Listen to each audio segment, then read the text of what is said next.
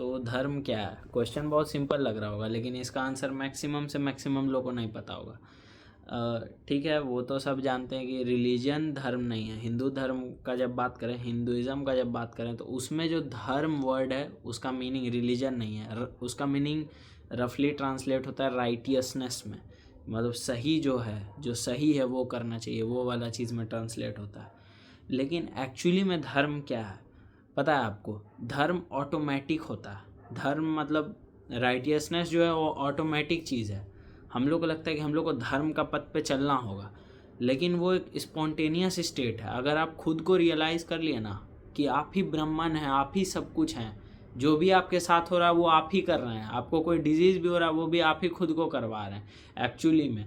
मतलब जब आपको नॉन डुअलिटी समझ में आता है ना कि वो जो भिखमंगा है वो भी हम ही हैं एक्चुअली में, उसमें और मेरे में अंदर जाते जाएंगे तो कोई भेद नहीं है। सिर्फ बॉडी और माइंड के लेवल पे भेद है, पर आत्मन के लेवल पे कोई भेद नहीं है।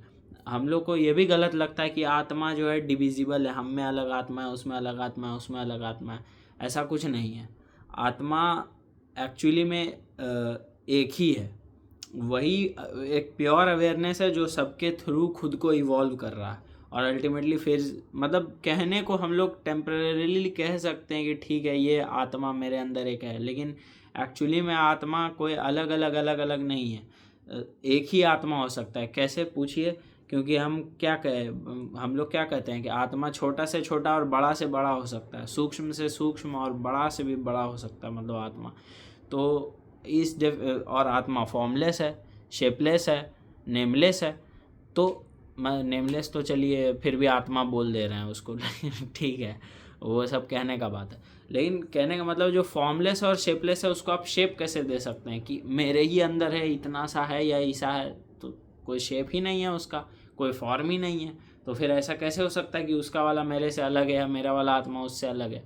और ये चीज़ है मेन धर्म का रूट पे। ये चीज़ है कि आपको जब यूनिटी समझ में आता है कि अच्छा वो और हम तो एक के हैं, हम उसको थप्पड़ मारेंगे तो अगला जन्म में हमको थप्पड़ लगेगा, या इस जन्म में बाद में हमको फिर थप्पड़ लगेगा ही, क्योंकि हम खुद को ही मारे हैं तो वो तो वापस हम पे रिटर्न करेगा ही।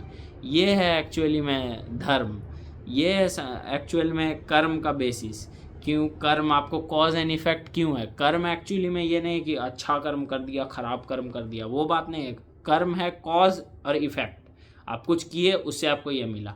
क्यों? क्योंकि आप कुछ किसी और के साथ कर रहे हैं तो आप खुद के साथ ही कर रहे हैं। एक्चुअली में उसमें और आप में कोई भेद नहीं है। अद्वैत वाली बात है यहाँ। बस ये चीज़ है। धर्म वो चीज़ है, धर्म वो सेट ऑफ प्रिंसिपल्स है जो ऑटोमेटिकली आपके अंदर से निकलेगा जब आपको अंडरलाइंग यूनिटी सबके बीच का समझ में आ जाए कि वो भी हम ही हैं, ये भी हम ही हैं। तो जब जो चीज़ तब होने लगेगा वो धर्म है। और कर्म क्या है? कर्म कुछ नहीं है, कॉज एंड इफेक्ट है। वो हमसे अलग नहीं है।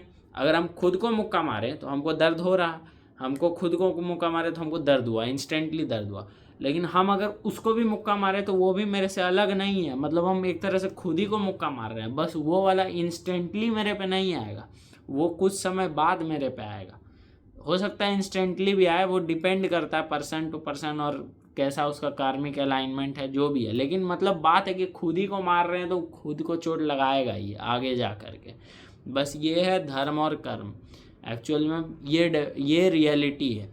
और ये चीज़ बहुत कम ही लोग को मतलब पता होगा। खास कर्म तो फिर भी लोग जान गए हैं अब धीरे धीरे कि कॉज है और इफ़ेक्ट है। जो हम बीज बोए हैं वो मतलब मिलेगा, ठीक है। लेकिन ये क्यों है कॉज एंड इफेक्ट, वो आज समझा रहे हैं अद्वैत के थ्रू आपको हम। तो होपफुली आप समझे होंगे।